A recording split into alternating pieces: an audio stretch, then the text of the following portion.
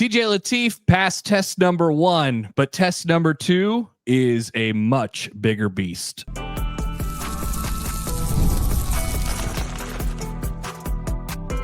You are Locked On Nebraska, your daily Nebraska Cornhuskers podcast, part of the Locked On Podcast Network, your team every day.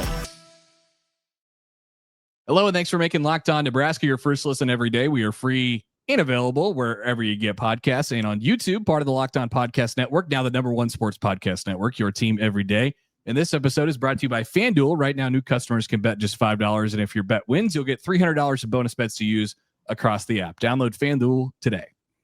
All right, welcome in. It is Wednesday. This is the Locked On Nebraska podcast. I'm Mitch Sherman from The Athletic. And look who's with me, Connor Happer from 1620 The Zone.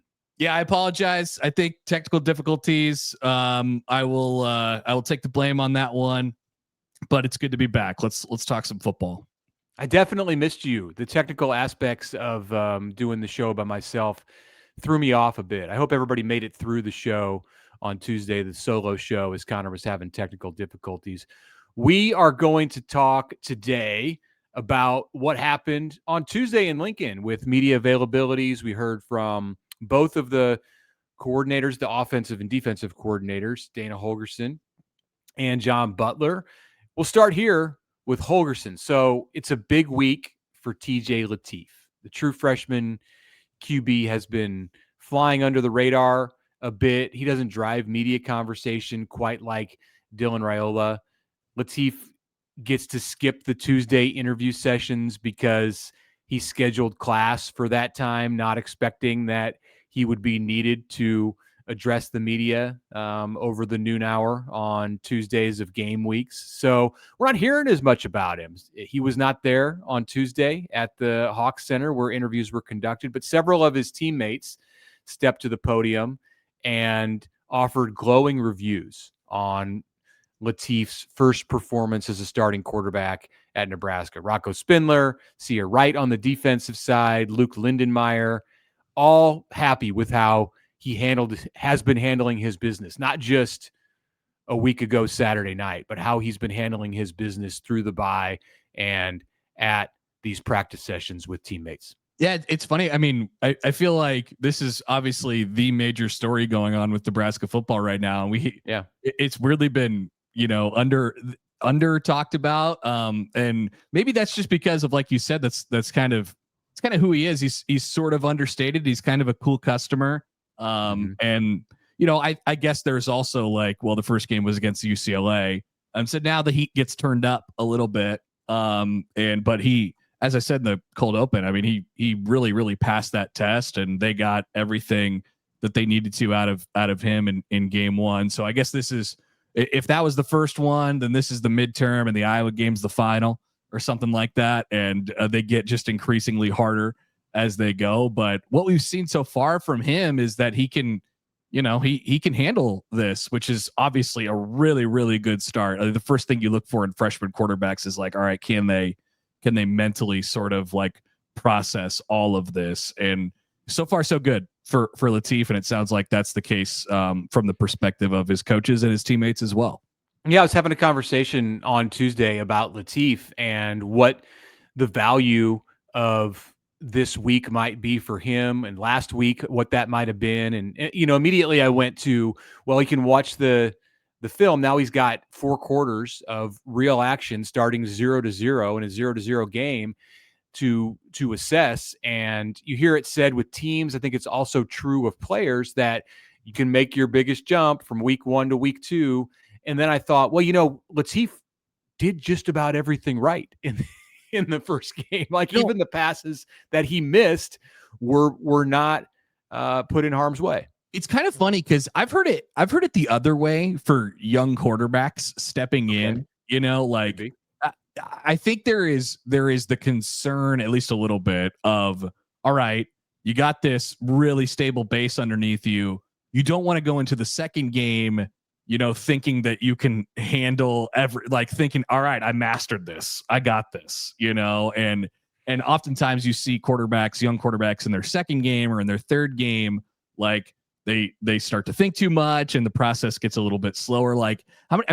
Dylan Raiola, for example, I think Dylan Raiola honestly played one of his best games in his first career game. I think Adrian Martinez played one of his best games in his first career game, at Nebraska. And, maybe that's a commentary on what Nebraska hasn't been able to do with those guys, but it's about the guy too, and sort of what gets put on your plate and how do you handle it. So I'm definitely watching that this week, and obviously it's against much tougher competition, I think. Yeah, and much like Martinez and Raiola had to take a step up in competition from their first game to their second game. Well, Martinez, it was his first game ended up being Colorado. Yeah. Raiola took a step up in competition, at least after the first game. That's also the situation with Lateef, but he did get to start against a conference opponent. So there is the element, I think, of just playing. You just play at the beginning. You're not thinking too much, and you're kind of riding that high. And then there's the possibility that you could come down from that. Now, it could work either way, where he learns from it and he's able to build on it. I think Dana Holgorsen just wants him to play. He wants Lateef to do what he did at UCLA and carry that right on over into this much more hostile environment at Penn State. Here's Dana on Tuesday, asked about the confidence that he had in Lateef as a result of his first performance.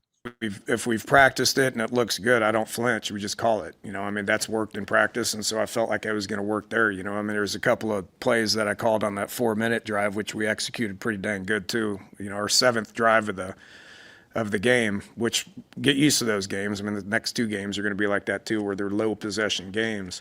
We're going to try to do that too. We're going to try to control the ball, and I think we've done a decent job of that this year. But on that 4-minute drive, I was just calling plays, and you got to have the trust in him to make the decisions on some RPO stuff or some nakeds and boots to keep the thing in play, and some people don't think that's a good idea. I do, and I trust him, and he knows that. And I think TJ mentioned it after the game, where he's just playing ball. Don't think about it, just play ball. Whatever the play call is, just execute it. I don't know who doesn't think that's a good idea. It sounds like a great idea to me. Yeah. I think there was a thought about, and I had this thought as Dana was answering that question before he got to the part about saying some people don't think it's a good idea. I wanted to ask him, and then he basically answered it, so I didn't. But I wanted to ask him about finding the right balance between playing complementary football and knowing that you do have your defense to rely on and your special teams to rely on in situations so that you don't have to push it on the offensive side. And that's the crux of it right there. What is pushing it on the offensive side? Is asking TJ Lateef to throw back-to-back passes during a 4-minute drill when you've got a 7-point lead in his first start on the road with 3 minutes to go in the fourth quarter? Is that pushing it, or is that a spot where you should say, no, we're going to be conservative and we're going to lean on our defense? For Dana, in this situation with the quarterback that he had, that's within the bounds of being relatively safe. So you could take issue with it. I think if the results had been different, a lot of people would have taken issue with him calling pass plays in that spot.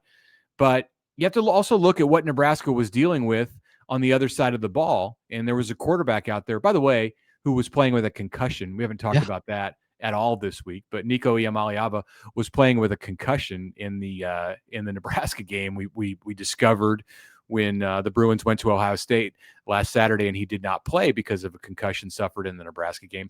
Anyway, he was tearing through the Nebraska defense in the second half, and there was clearly a concern that if the Huskers gave him the ball with much time at all to operate, that game was going to end either in overtime or with a UCLA win. Yeah. And I think, there's going to be, they didn't offensively. Just thinking back, they scored touchdowns in their first 3 possessions. Then they took a knee before the half. Then they scored on their first touchdown coming out in the third quarter, punted twice. And then the game was over, So that was, they never really faced all that much pressure offensively until those last 2 drives in which they punted. And like Dana said, and like you said, they won the game. With that being said, there's going to be some spots in this game where you're going to probably have to ask him to go make a play with your back up against the wall a little bit. And, that at that point, then it's really about playing. Hopefully, in theory, you stay on platform and on pace like you did last 2 Saturdays ago. But with these opponents, it probably is a little bit tougher, especially at Penn State at night in that kind of crowd noise. Nebraska had the crowd noise pumped into the Hawk Center, and I heard they were outdoor bombing fields it today. They were Mo Bambaing all over the place. It was loud. I could hear it from the parking lot as I walked up to the building. I would say louder than at any point that I've noticed this season, and that entirely makes sense when you consider that Nebraska's road games to date are Arrowhead Stadium with 80,000 Nebraska fans, Maryland with 25 or 30,000 Nebraska fans and about the same number of Maryland fans, Minnesota, which you had 5 to 10,000 Nebraska fans, and then a Minnesota faction that was much larger and loud as that game went on, but it wasn't Penn State by any means, and then UCLA, which was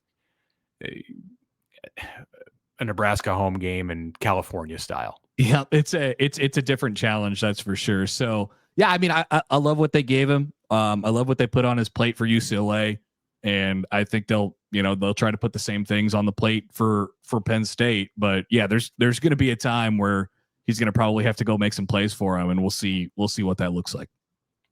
All right, let's take a break. We'll come back. We'll listen to John Butler, what he had to say on Tuesday, and what's at stake and in store for the Nebraska defense at Penn State. The first word from FanDuel, where the NBA is back, and there's no better place to get in on the action than FanDuel, America's, the official sports betting partner of the NBA. Sorry, it's just ingrained into my head. Even if you miss the start of the game, you want to ride the hot hand, whatever it might be. FanDuel has live bets on everything from who will score next, fourth quarter comebacks, whatever it might be. So get in live or get in early. Create same game parlays, whether they be live or whether they be before the game that you're interested in watching, or maybe you're not interested in watching the game and you want to put a little action down, and this is the best way to do it. It keeps the games exciting. Right now, FanDuel is giving new customers $300 in bonus bets when your first $5 bet hits. So head to FanDuel.com and sign up today. Play your game with FanDuel, the official sports betting partner of the NBA.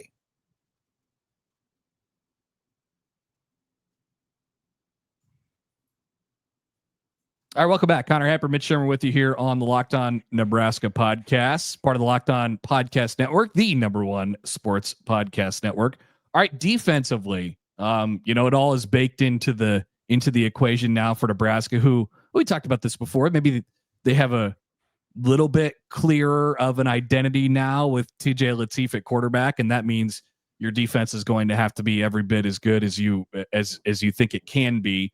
In a game like this, or in 2 games like this, they can't break as much as maybe you thought at the beginning of the season. Game like Michigan, right? Are you going to be able to throw 27 points up on the board with your backup quarterback? Maybe not. So the defense has to be good. John Butler took the stage on Tuesday to talk a little bit about that. So yeah, I mean, they're going to need a lot out of this defense. It's the same ask of the Nebraska defense that existed going to UCLA is in play when Nebraska goes to Penn State. And Matt Rule laid it out before TJ Lateef's first start that everybody on this team needs to do just a little bit more. And I think that Nebraska, the players did a good job of taking that to heart, whether it was wide receivers who were out blocking on the edge, offensive linemen doing the same thing on a couple of Emmett Johnson's long catches and runs.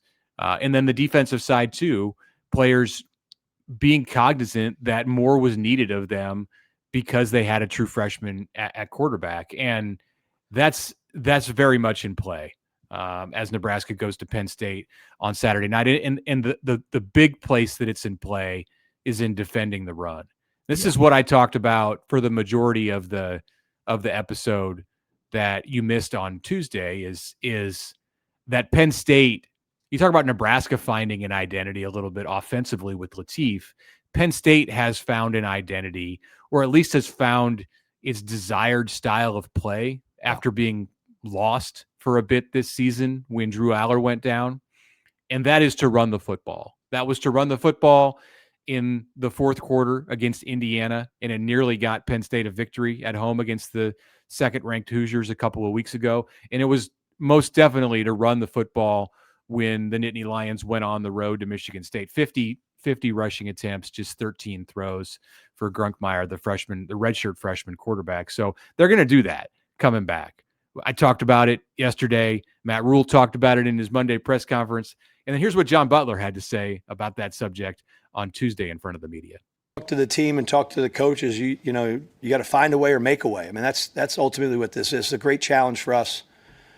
We're a good football team and a good defense. There's a lot of things that, it's low-hanging fruit right now to say that we're struggling to stop the run, but we're one of the best pass defenses in the country, one of the best teams of not letting people in the red zone. We don't give up explosive plays. There's a lot of things that we're doing. We haven't given up a 400-yard rusher. We haven't let a team score on us in the first drive of the game. So there's some things that we're doing well, but obviously in a game like this, we know and understand that it's going to come down to our players embracing that they're going to try to run the football, and we have to stop the run.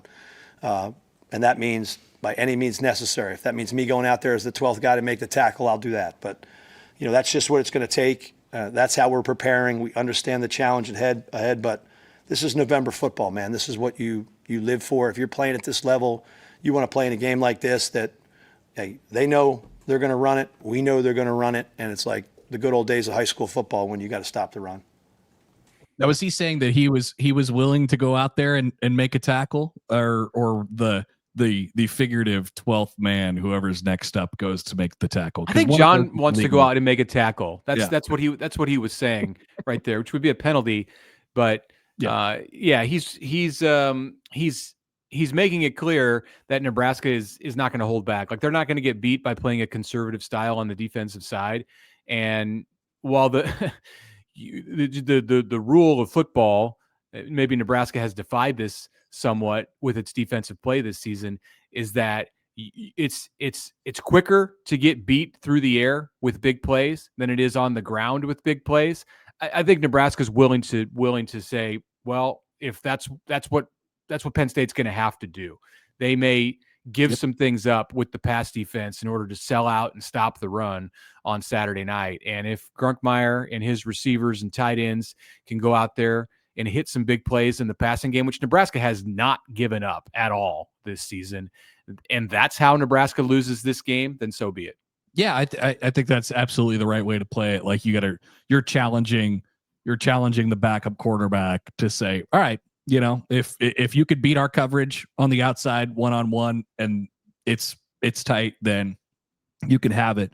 But you're not going to beat us in the run game. So or at least we're going to make it really, really difficult for you to beat us in the run game. With that being said, I mean, Nebraska still has to, be in the right spot and fill and all that stuff. Like, they'll present some challenges in that way, and their backs are good. Kaytron Allen, 25 carries for 181 is pretty sizable. Like, and that's what it was against Michigan State last week. So over the last 4 weeks for him, it's been 28 carries, 21 carries, 19 carries, and 25 carries. And he was kind of viewed as the second offshoot, like, power combo guy to Nick Singleton. And now Singleton has taken a little bit of that back seat to him. They're both really good. They both are potentially explosive. So Nebraska has to tackle, and they got to be in the right spots first, and then they're going to have to tackle. It's a great challenge for them. When you see that Penn State is rushing for just 160 yards a game this season, it's head scratching as to what was going on up until these last couple of weeks. Now, they did go for around 180 against Iowa. Maybe that's when Penn State started to find itself, was that Iowa game, and that ended up being a 1-point loss. I believe Penn State had back-to-back 1-point losses against Northwestern at home and then Iowa on the road. You got it. I think Penn State started to find itself that day in Iowa City, because to go into Iowa City and run for close to 200 yards at Kinnick Stadium, I mean, in a night game, that's being committed to the run. You could argue that they really only lost themselves like in the first half against UCLA. That was a disaster. And then they came back and nearly had enough to win that game out there, and that's when it really started hitting the fan. Lost to Northwestern by a point, lost to Iowa by a point, lost to Ohio State. No shame in that. and lost to Indiana on a last second amazing, catch in the back of the end zone by this much, right? So like if you paint out their season that way, all of a sudden it starts to look a little bit different. But their record is what their record is. But there is a Nebraska's reason been down that road. No doubt. But there's a reason why they're a 9.5 point favorite in this game. Like they're still good. They do have their backup quarterback, so they're limited in their options. And Butler, and I think Holgorsen actually said it before, like it's going to be a low possession, physical Big Ten game. And in those games, it's about who breaks. And Nebraska, unfortunately for them, has been pretty susceptible to the big long run break occasionally this year. So they got to stop that.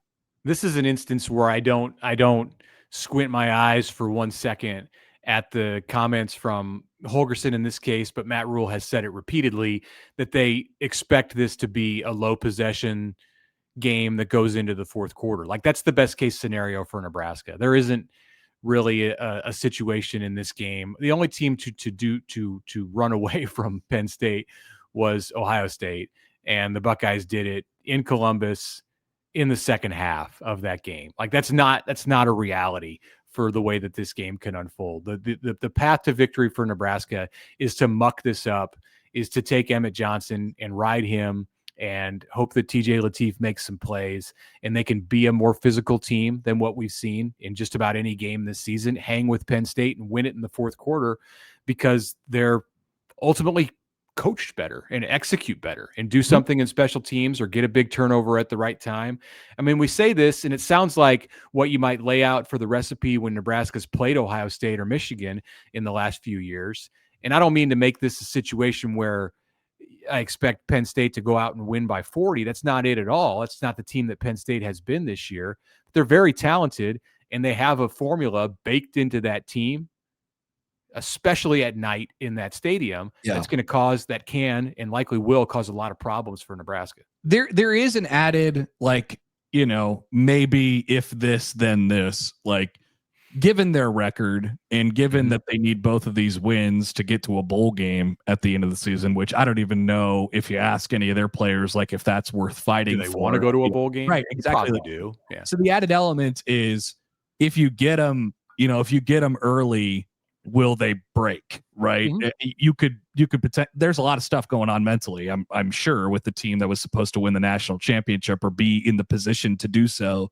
And now they're fighting to get to a bowl game. So, yeah, I mean, Nebraska's got to play their game, and a dream scenario is obviously if they do what they've been doing over the last several games, which is have a nice lead to work with early.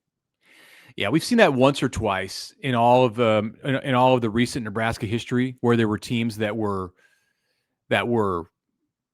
maybe on the edge of breaking, or it looked like they were on the edge of breaking, and we've seen that maybe once or twice where a game just fell apart on them. Yep.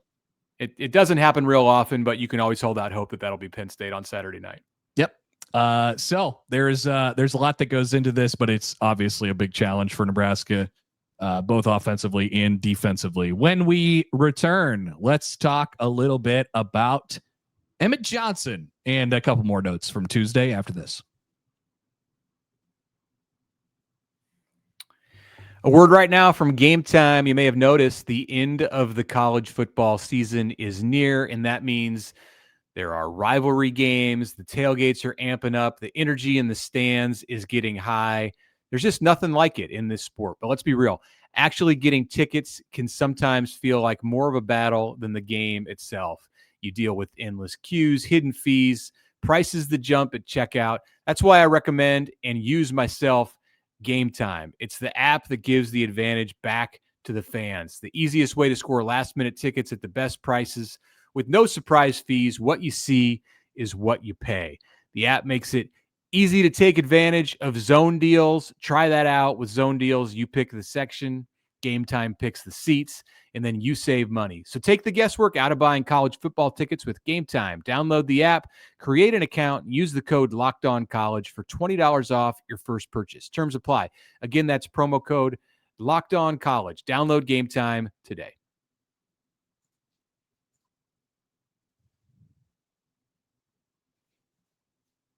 All right. Final segment Wednesday episode of the Locked On Nebraska podcast. Mitch Sherman, Connor Happer with you. Thanks for joining us. We'll have a mailbag on Friday, as we always do. Get those questions to us. LockedOnNEB@gmail.com. So a big part of this Heisman campaign that Nebraska kicked off last week was done to generate publicity for Nebraska football, to generate publicity for Emmett Johnson, of course, but to bring notice to this program that Matt Rule and his staff and the infrastructure in place in Lincoln is capable of producing a player who's in the watch, on the list for the Heisman Trophy or the Doak Walker Award or first team All-American, whatever you want to say that Emmett is chasing here in the final 2 weeks of the season. So it's not all about Emmett. It's two-pronged. It's partly about Emmett, and then it's partly about allowing Nebraska football to move forward and take a step where you can have another player and you don't have to recognize it in the first week of November. You can go into a season with somebody who plays like Emmett Johnson and promote him from the beginning. Yeah, it totally sets the stage if he indeed decides to come back for next year. It could be Emmett Johnson, that player. The player that it's setting it up for would be Emmett Johnson potentially. But either way, it's great. I mean, got the note today that he ended up as a Doak Walker semifinalist, one of 10 backs in the country. Nebraska's only had a few finalists for that award ever. It's only been in existence since 1990. 3 finalists. Is that what they break it down to? They pare it down to in a couple weeks here? Yes. And the 3 finalists have been Amir Abdullah, Amon Green, and Calvin Jones. And so there will be 3 finalists for this award. I would say that Emmett, and I say that because I can picture from the ESPN College Football Awards show where you have the 3 finalists that are sitting there as they open the envelope. The main competition for Emmett, it starts with Jeremiah Love of Notre Dame, who is the favorite for this award right now, is basically a lock to be a first-team All-American with just 1 game left for the Fighting Irish. That's against Stanford on Thanksgiving weekend. And then you look to Ahmad Hardy, the running back from Missouri, who passed Emmett Johnson's total rushing yard number last week when Nebraska was sitting out on bye. And Kewan Lacey, the former Nebraska commit, who is doing great things, over 1,000 yards at Ole Miss. That's through 11 games. Lacey and Ole Miss have played in 11. They're 10-1, which helps Lacey's candidacy exponentially, that he's playing on a team that is going to be in the college football playoff if it can beat Mississippi State on Black Friday. Yeah, so that's the competition. It'll be close. It'll be right on that edge potentially, and it'll be good for him if he has, especially this game. And this game, both of the next 2, they're pretty high profile. I mean, Saturday night on NBC is a big deal, and then Black Friday, it's routinely one of the more watched games each year in the Big Ten. So, and there will be a lot on the line for Nebraska and Iowa. So, they're setting up a run for him. Probably not going to end up in New York with the Heisman Trophy, but certainly could get a lot of hard work coming his way. And his teammates are happy for him. His teammates feel gratified because they've watched up close the work that Emmett has put in and how focused he has been on getting himself to the level where he could be considered one of the best backs in the country. I got to ask Sear Wright about that on Tuesday. Here is his answer at Nebraska's media session. Yeah, I think I'm so proud of Emmett, man. Like, I remember last year just having conversations with him, like, about, how the season had been going and, how he viewed his future and stuff like that. But I think, his success is really just a product of who he is as a person, how he treats people, and the work that he puts in. He works super hard, but at the same time, like, he's a great teammate. And I think that because of that, he's been blessed to continue to play well and show his talents.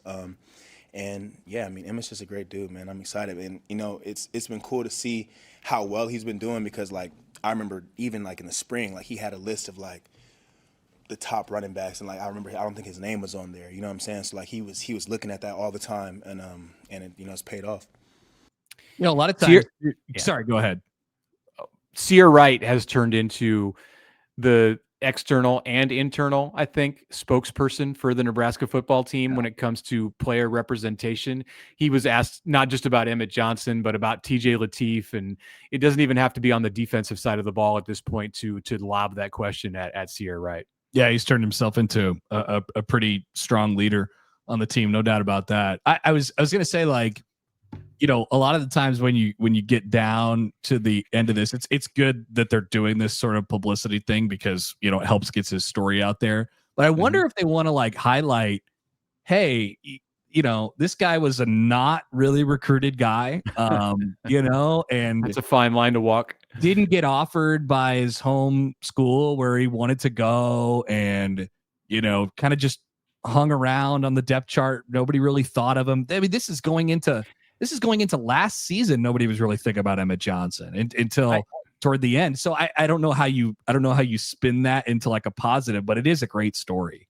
I think it's fine. I mean, no school recruits all 5-star players. Like there are under the radar recruits in every class, and Nebraska's not fooling anybody here into believing like everybody's a superstar coming out of high school. Now Emmett was a superstar coming out of high school. It just wasn't recognized that way in the recruiting world. And the interesting thing is like the place that he holds at his high school. I talked this week with Emmett's high school coach, Jim Gunderson at Holy Angels in Minneapolis. And Emmett went back home. He went to up to Minneapolis last Friday of the Nebraska bye week, and he stopped by the school, and his high school coach said that everywhere he went, and this is a bit different than what it's been like when he stopped back there on previous trips home, but everywhere he went now, he was a celebrity within the school. That's cool. Teachers, students, secretaries, everybody wanted to get